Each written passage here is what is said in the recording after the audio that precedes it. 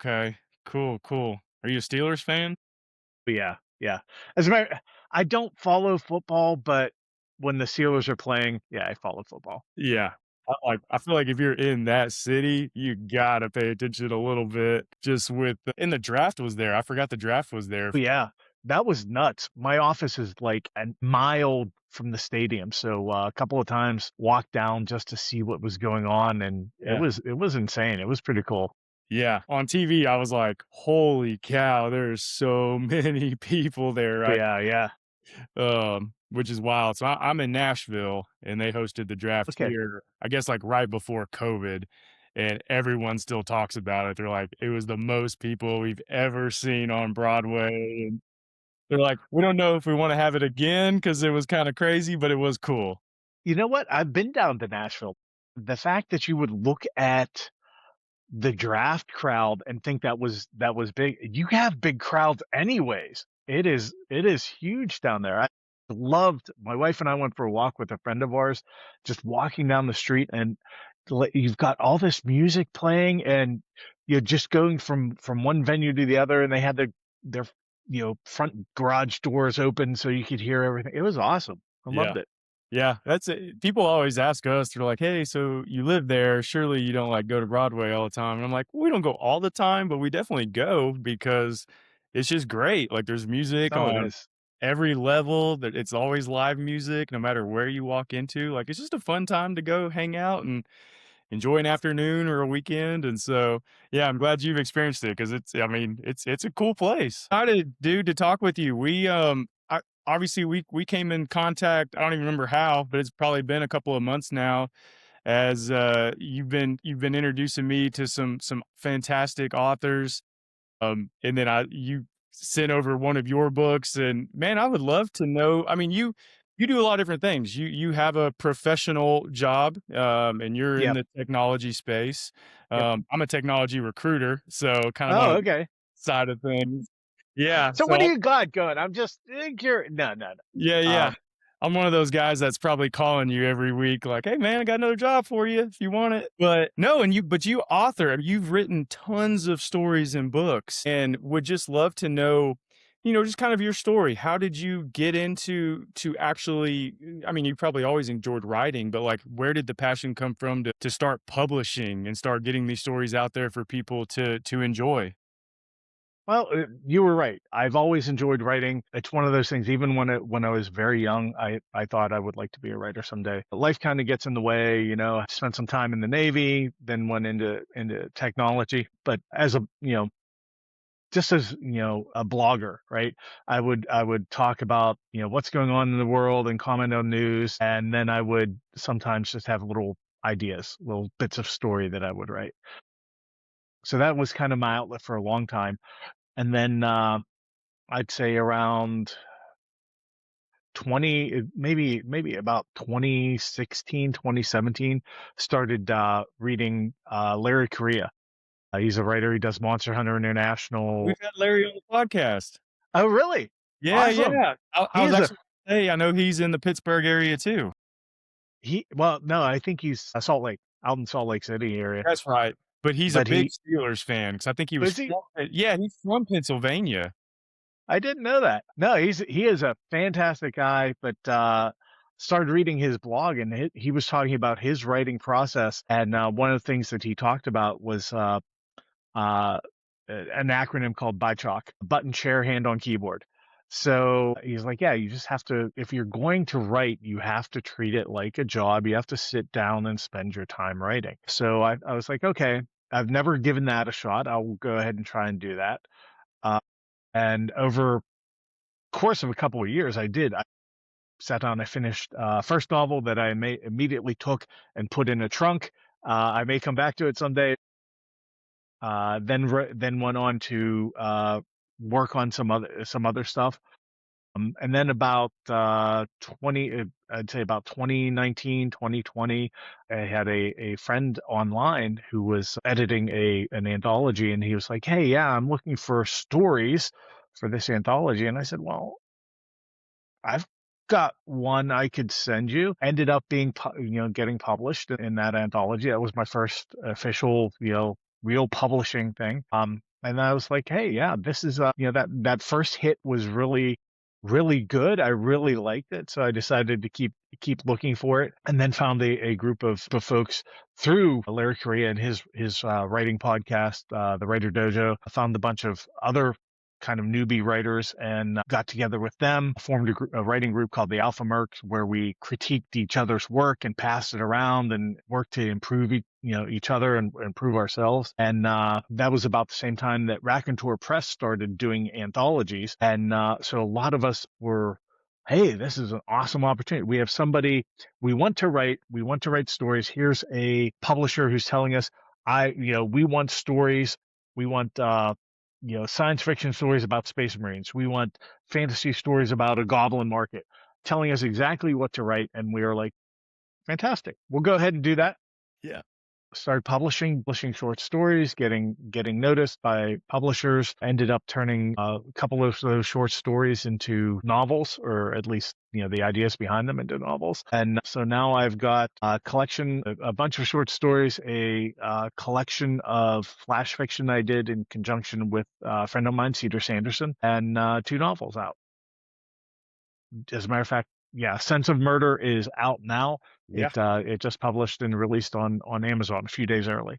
Dude, that is incredible, and I think I've got that one on the Books for Guys website. Yep, I got that one on there this week so people can find it. Awesome. Yeah. No, and Sam, I got this wrong. I was thinking of a different Larry, but I have had Oh, Larry okay. on the podcast, but there's another Larry, and I'll send when I pull his name up, I'll send him to you because he's also in Pittsburgh because his background when we did our interview was actually a Pittsburgh Steelers background. Oh, But really? he Awesome. writes similar style books, so that's where I was getting a little confused, but I'll send him to you. But yeah, Larry was actually one of the first guests, Korea, back in October, I think, on our podcast. Oh, So wow. yeah, It's very very cool. small world and very cool. Yeah. But no, so Sam, like I can hear your passion in your writing, and I can just tell it's something you love to do. How do you personally, I'm always curious of this because I've talked with people who are full-time authors and speakers, and I've talked with people who, that's not their main job. It's kind of a side work, and maybe it does turn into a main role one day, which would be super cool. I'm sure that's something you'd be like, yeah. Oh, yeah, yeah. I would love that. Yeah. How do you balance your time? How do you organize your personal life to be able to be a high achiever in the professional space, but also be able to write books and help others with this other world that you spend time in? There's actually a meme that I like. It's a picture of a candle, and it's burning at one end, and it says what my doctor said I should be doing. It's lit at both ends, and it says Yeah. what he's afraid I'm doing. And then there's fires all through it, little fires in it, what's actually happening. Yeah. That's my life. There's little fires all over the place. It keeps me off the streets, so I guess that's a good thing. Honestly, I spend a lot of time. I'm just working all the time. That's really what it comes down to. Between my day job, which is doing software development, I wake up in the morning, I sit down, I spend about 2 hours maybe working on Raconteur Press stuff.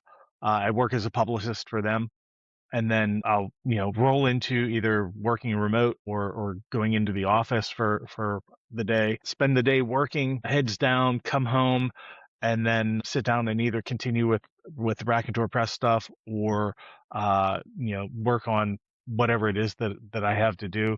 My own writing, trying to fit into that. Helping my wife with stuff around the house, taking care of the kids. My kids are grown, but they're but I've got two daughters that are home from college and one that's getting ready for a wedding. So there's always something going on.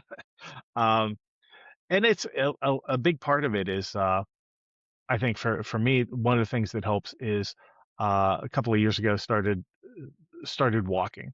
Um, so I can get out, I can clear my head. I try and do that.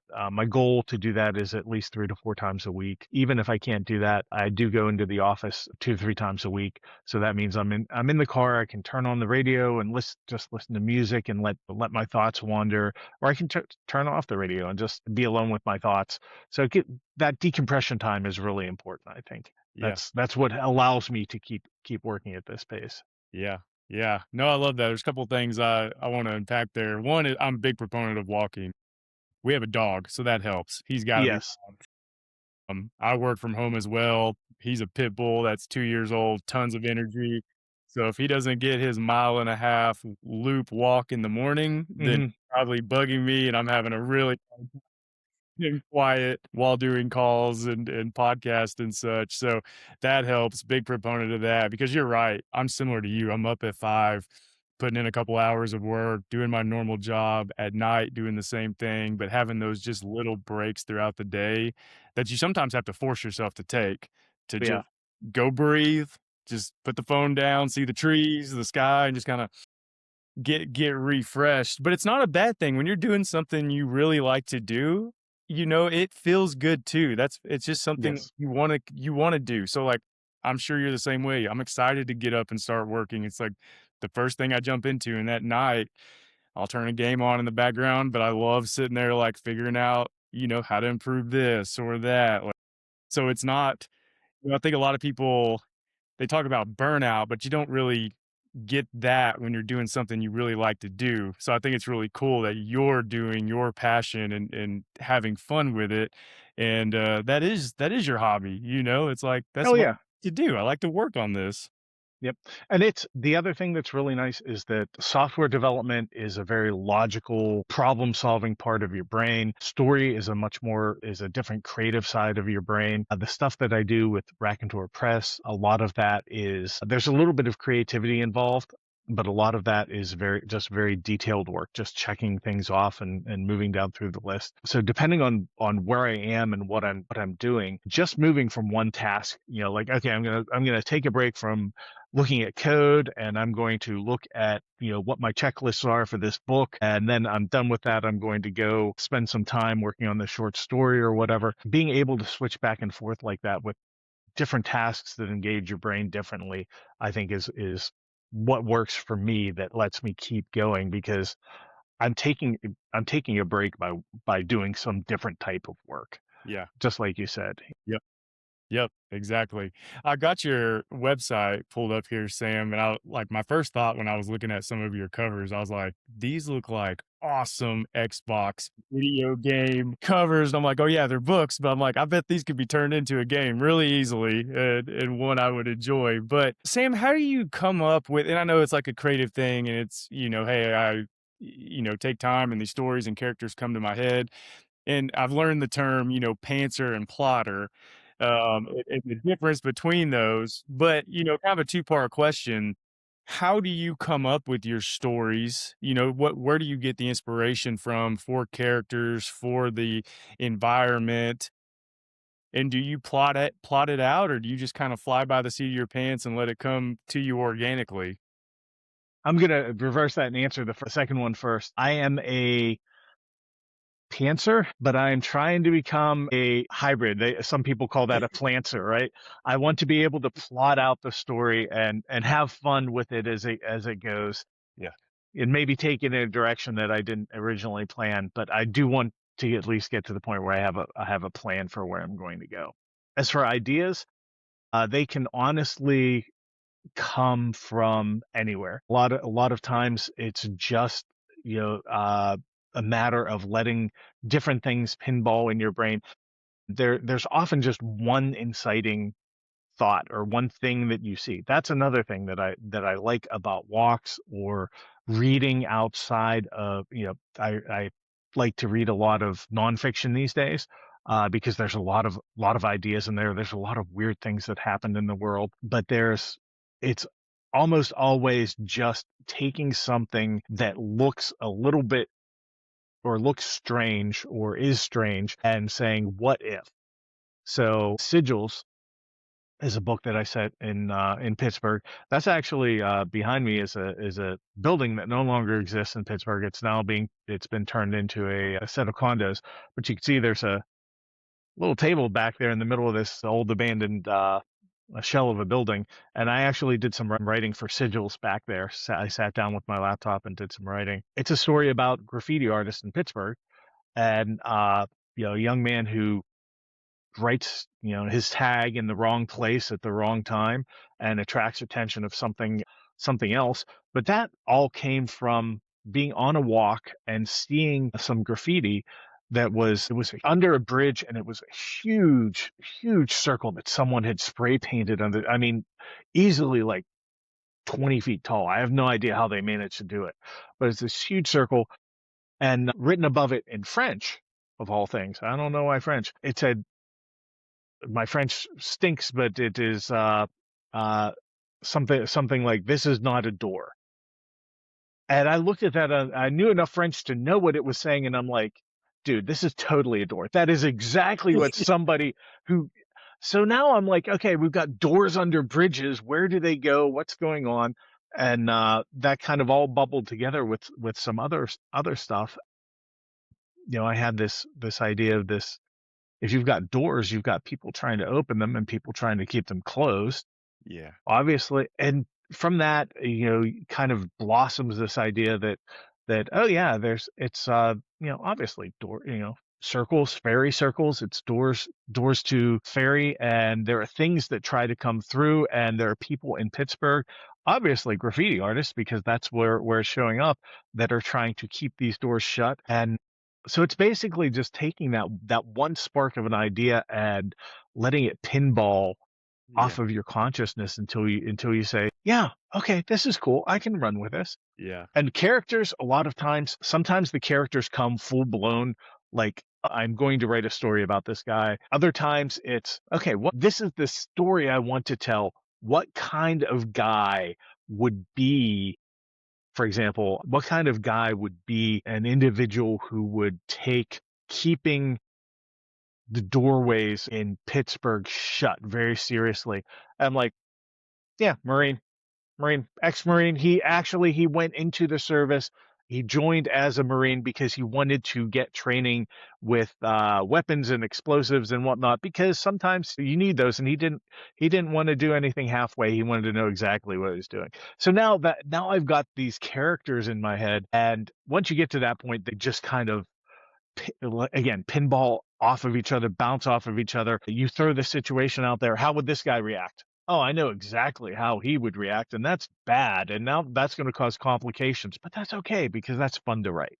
So, No, that's awesome. And I'm sitting here, when you're talking about like graffiti doors underneath the bridge, I was listening to a podcast the other day, and it was like the crazier this world gets, the more he was like, I feel like I'm in a simulation. And that's how I feel. I'm like, man, some of this stuff, specifically that you write about, it's fun, it's entertaining, but like sometimes it feels like, and I guess that's the point, to write something that feels real and that you can escape, yes. normal life from. But it's also like, again, like I guess with me, now with AI and technology advancements, like I didn't used to be as interested in like sci-fi fantasy or things that just seem too far out of reach. But now it's almost like, man, there's gotta be aliens just, like, right out there. This universe is we're so small in the grand scheme of things, and then, like, just stories, and I'm like, "Man, some of this stuff seems closer to being real than not." So it's for me, it's led me to being more interested and, like, open to reading more of these style of books or watching these style of movies just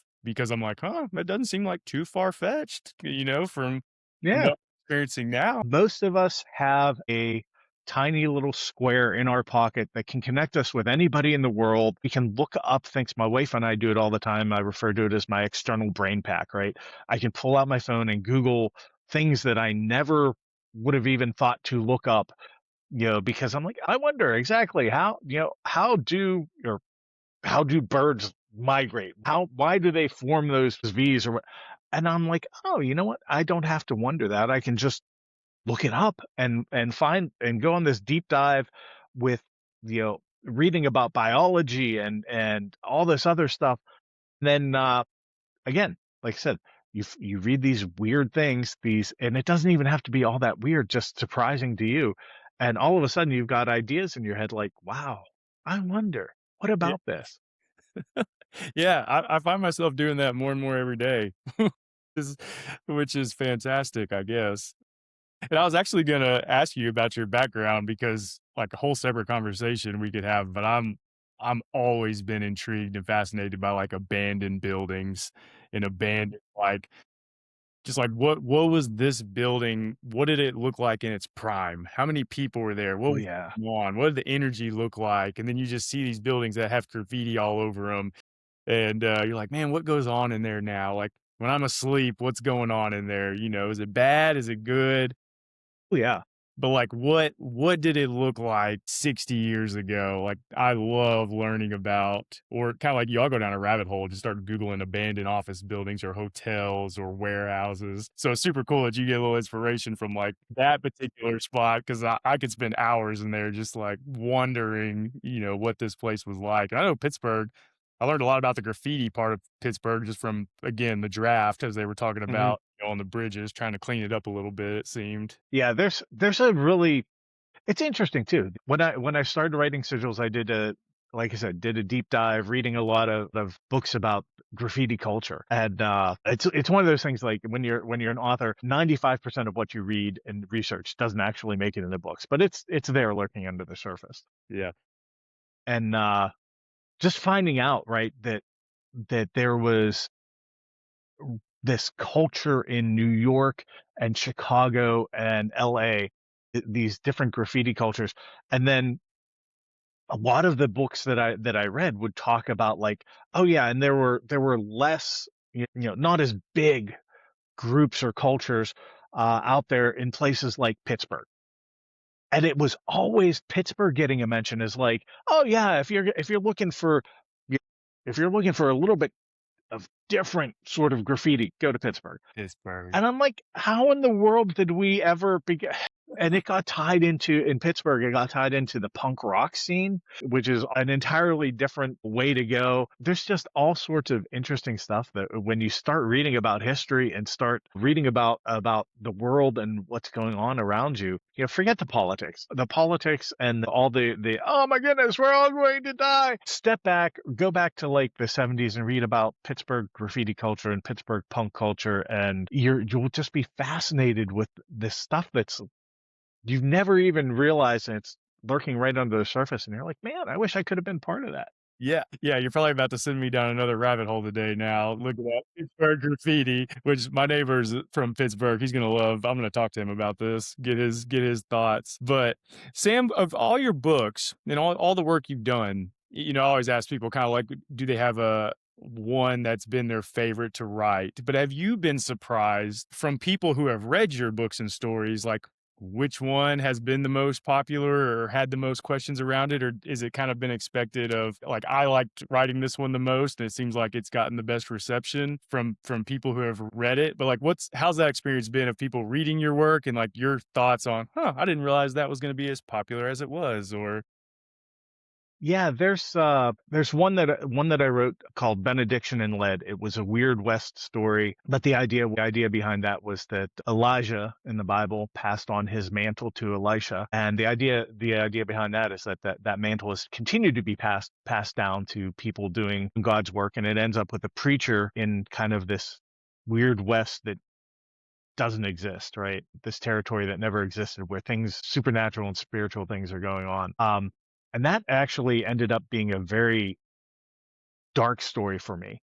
I was surprised where it went. I had an editor who said that it absolutely gave her the ick when she when she read it. She's like, "Great story, but it icked me out."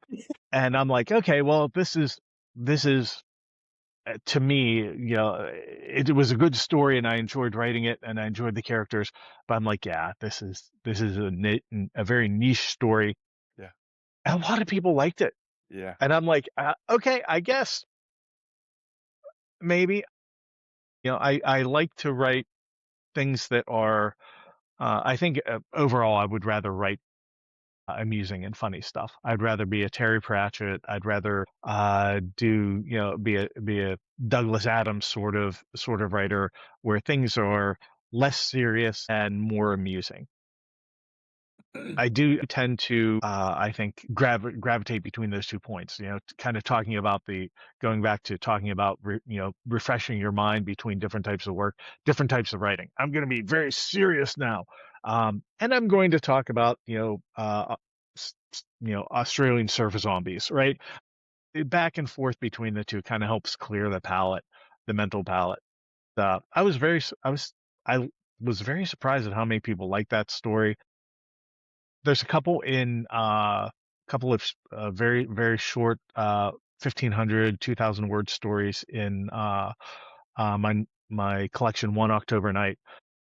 I did that. I mentioned with Cedar Sanderson. She was doing Inktober. She did a picture a day, and I would sit down and try and write a story to go with that picture. And you mentioned the covers earlier on my books. A lot of those are from Cedar. She is an outstanding, unbelievably talented artist. Yeah, they're And great. They're yeah, awesome. yeah, she did a lot of covers for Raconteur Press as well. But we were working on that project, and a couple of stories that came out of that, I think, are people are like, oh yeah, that's kind of cute, and I'm like, no, this is one of the best things I've ever written. This is my favorite right here. So I have a couple of stories in there that I really love. That the reception seems to be kind of like, that was cute. Yeah, Other ones where I'm like, oh, this is going nowhere. yeah. I guess I can't. I'm no judge of taste here. Yeah. No, I was telling someone the other day, I was like, "We don't know anything. Like, we just don't you gotta put it out there and let it go where it's gonna go." And I always find, especially people who have written a lot and have put in a lot, either short stories or a lot of books out there, that seems to be the consensus. They're like, "I thought this one was gonna be the favorite, but it ended up being this one over here, and Yeah. I had no idea." There's a guy that I follow, and I can't remember. I think his name's Harold. He does Facebook Reels, but he talks about the history of music. And the number of times that you hear the story of a band, this song was going to get thrown into the bin, but somebody liked it, and it went on to become a number one hit for 20 years, right? And it's really, you can't tell what will click with people sometimes. No, no. Well, yeah, I mean, it's just like everyone's got different opinions, different tastes. Whatever you're thinking's the best. Usually someone else disagrees or goes a different route. And it's kind of like you got to think about that a little bit, I guess, or not really think about it. Just put it all out there and let Yeah, very decide what much. you want to read. No. Well, Sam, just one more question for you. And you kind of hinted on it earlier about just like your interest in reading. Actually, two-part question. With as much, and it kind of goes back to like the managing of your time. I've asked a lot of people, like when they're writing a lot, they admit, hey, it's tough to read, and especially if you read similar style books, you kind of start getting like the editor mind where you're like, I would have phrased this differently, or you can get a little like, Yeah, yeah. but you also mentioned you personally enjoying a lot of nonfiction books. And so I'm just curious to know, what are some books that have meant a lot to you, either personally or professionally? And what are some books you like to recommend to others?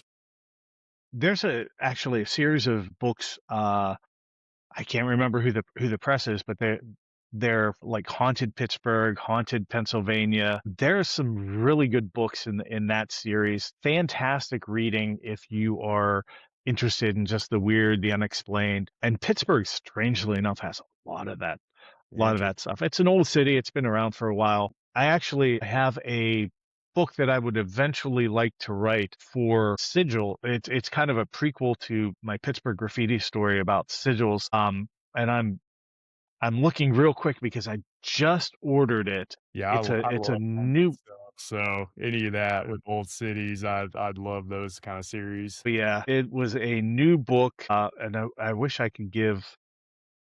I want to be able to give the guy that I ordered it from props on it because it was a. I'm not seeing it, and I'm not seeing it in my email, and I have it downstairs, so I can't quote it. But it's basically a history of lost spaces in old Pittsburgh. So, like back in 1840, there's this little community that lived, on the north side between the city of Allegheny and Allegheny City in Pittsburgh, and it was where you know clothing dyers lived. Just the history of that, pulling it out of old records and whatnot. I'm like, that sort of stuff is fascinating. I love reading it. I think I get it from my dad. He was a history buff. Yeah. But there's I've got that on my pile. What else am I? There was another. Strangely enough, I've got actually. I think you can see it in the background. Blue Jackets manual. Oh no, I have my background hidden. Blue Jackets. I've got a pile of books in the back behind me. The Blue Jackets manual, Navy Blue Jackets manual, because I've got a pirate story that I want to write, and I want to get some of the terminology correct. I am a former Navy guy, but Yeah. you forget things. So there's all. I'm Yeah. I'm always looking for something new and interesting to pique my interest. Yeah. No, and it's an unfair question, but I love asking it because it depends on, like, what's going on in life. Like, your answer for books could be different a month ago, a year ago, Oh what's yeah. different in 2 weeks, what's fresh on your mind. But I always love that question because 'cause I'm always trying to add recommendations to my personal reading list or, again, for Books for Guys purposes, just providing as many options that people might be interested in as possible. So I love just asking that. So what are you reading? Yeah, so Give me something.